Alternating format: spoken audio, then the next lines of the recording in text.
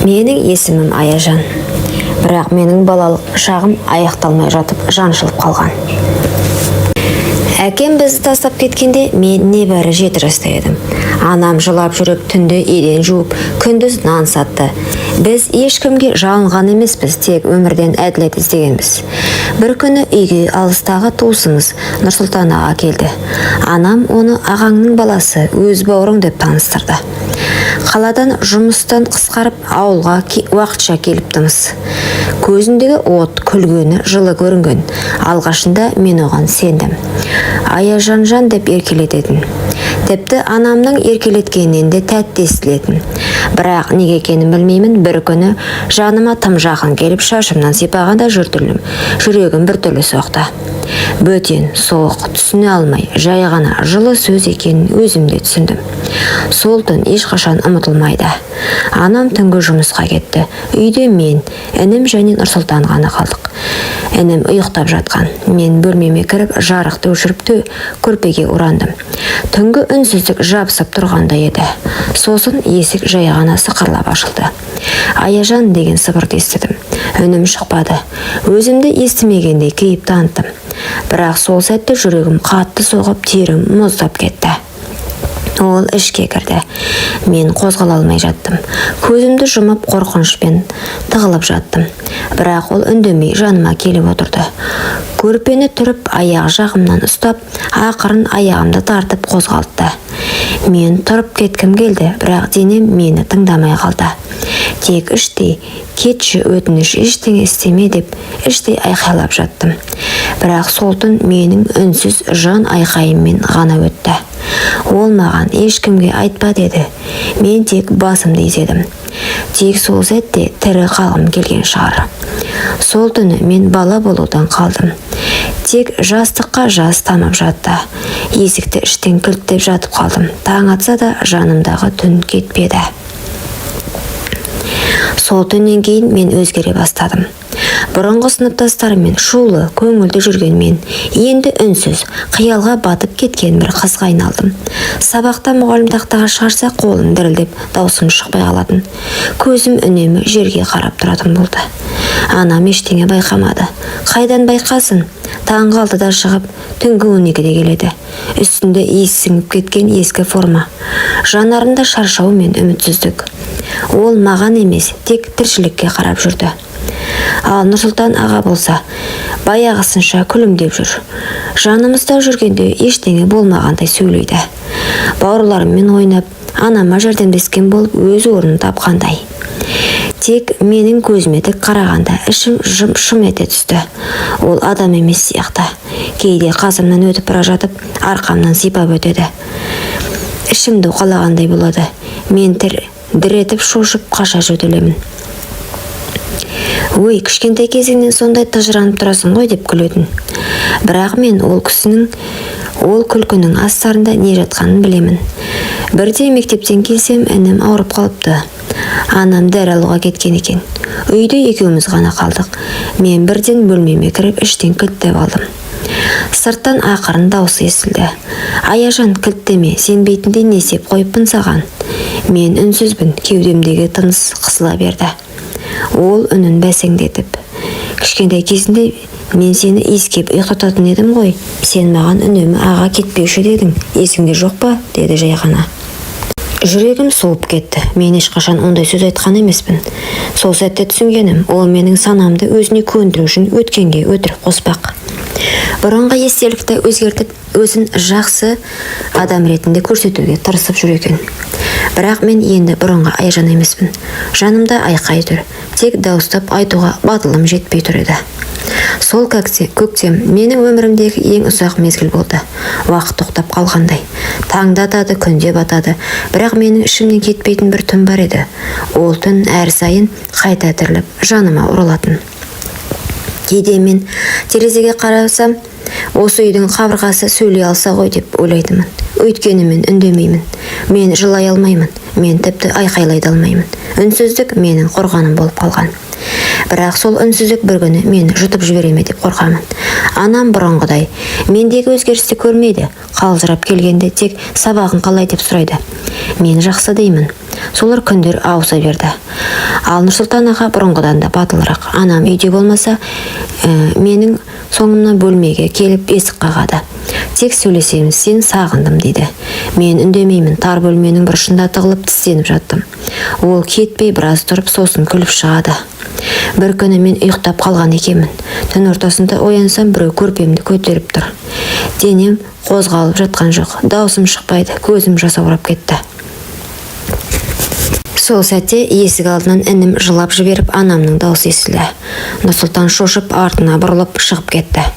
Ол түн мені құтқарды, бірақ мен үнсіздігіме қайта кіріп кеттім. Ертең сабақта бір мұғалім мені тақтаға шығарғанда сандарды шатастырып жылап жібердім. Сол сәтте мұғалім емес, кітапханашы апай маған келіп, «Аяжан, бәрі дұрыс па?» деді ақырын. Мен басымды изедім, бірақ жанарымдағы көз жасым оған бәрін айтып тұрғандай еді. Күйде күн шыққанмен түн кетпейді екен. Анам бірде маған қарап тұрып, «Сен бұрын сондай күлімдейтін едің ғой жаным, қазір неге сөйлемейсің?» дейді. «Қыздардың ішінде ең тұйығы болып кеттің ғой» деді. Мен жауап бермедім. Тек оның шаршаған жанарына қарап тұрып, «Анашым, сен мені ешқашан көрмегенсің ғой» деп іштей сыбырладым. Сол түні мен есікті кілттеп үстіне үстел сүйеп қойдым. Бірақ қорқыныш кілтпен кетпейді екен. Ол ішіңе кіреді, сөйтіп өзіңмен бірге тұрады екен. Жаныңда, төсегіңде, ойыңда. Нұрсұлтанның әрекеттерін барған сайын ашыққа айналды. Ол мені бұрынғыдай жасырын түрткілемейді. Жаныма келіп, арқамнан сипап, «Сен қашан есейіп кеткенсің?» деп астарлап сөйлейді. Ол тіпті менің ішкі дүниемнің қирап жатқанын ләззат көреді ғой деймін. Өйткені мен қорқып тұрғаным оған билік бергендей, жай ғана тоқта дей алмайтын халге жүргенімді білді. Бірде мен оқудан кешігіп келдім. Үйде ешкім жоқ. Кіре бере жүрегім аузыма тығылды. Себебі еден жуып жатқан адам ол. Мен шошып тоқтап қалдым. Ол артына бұрылып, сол баяғы күлкісін тағы көрсетті. «Келдің бе? Сенің бөлмеңді жуып қойдым, таза ұйықтаған жақсы ғой» деді. Мен үндемедім. Сол сәтте сәлден кейін анам да келді. Жүрегім орнына түскендей болды. Бірақ мен түнге дейін санауды әдетке айналдырып. Таң атқанша неше сағат, анаң жұмыстан қайтқанша неше минут. Менің уақытым енді күнмен емес, қорқынышпен өлшенетін болды. Бір күні кітабымды үйде ұмытып, мектепке бос келіппін. Кітапханашы апай шақырып алды. «Аяжан, не болды? Қолың дірілдеп тұр ғой. Көзіңде ұйқы жоқ» деді. Мен тағы үнсіз қалдым, бірақ ол қоймай, ақырын қолымды ұстап тұрып, «Кейбір оқушылар үнсіз болады, бірақ ол үнсіздіктің артында көп нәрсе жатуы мүмкін» деді. Сол сәтте мен жылағым келді, бірақ көз жасым шықпады. Тек қолымды тартып алып, кітапты алып сытылып кеттім. Кітапхана менің тығылатын жалғыз орным еді. Мұндағы үнсіздік үйдегі түннен емес, тыныштықтан тұратын. Бір күні Мәдина апай менен сұрады, «Аяжан, үйіңде өзіңді жайлы сезінесің бе?» деп. Мен ойланып тұрып ақырын басымды шайқадым. «Сенің көзіңде қорқынышты көріп тұрмын, бірақ мен ешқайда кетпеймін. Қашан дайын болсаң тыңдаймын» деді. Сол күн басқа күндерге ұқсамады. Анам таңертең қатты шаршап оянды. Жұмыстан шығарып жібере ме деп уайымдап отыр. Мен оның жанындағы әлсіз күйді көріп тұрып, ештеңе айта алмадым. Айтсам, ол бәрін жоғалтады ма деп қорықтым. Ал Нұрсұлтан аға бүгін ол мені, «Сен маған ешқашан қарсы келмейтінсің, неге өзгеріп кеткенсің?» деп сыбырлады. Мен үндемедім, бірақ іштей өзгеріп жатырмын, өзгеруге мәжбүр болдым дедім. Сабақтан кейін кітапханаға бардым. Мәдина апай мені күтіп отыр екен. «Аяжан, жай ғана отыршы, бүгін саған ешқандай кітап бермеймін, тек тыңдаймын» деді. Мен алғашында үндемей отырдым. Қолым дірілдеп, көзім жерден көтеріле алмады. Сосын жай ғана сыбырладым. «Мені үйдегі бір адам түнде бөлмеге келеді» дедім. Сол сәтте сөздерімнің аяқталмай тұрғанын ол түсінді. Қолынан ақырын ұстап, «Аяжан, сен батырсың. Үндемей жүргенің қорқақтық емес. Аман қалудың амалы болсын. Енді мен сенің жаныңдамын. Енді жалғыз емессің» деді. Менің көзіме жас келді. Ол артық сұрамады.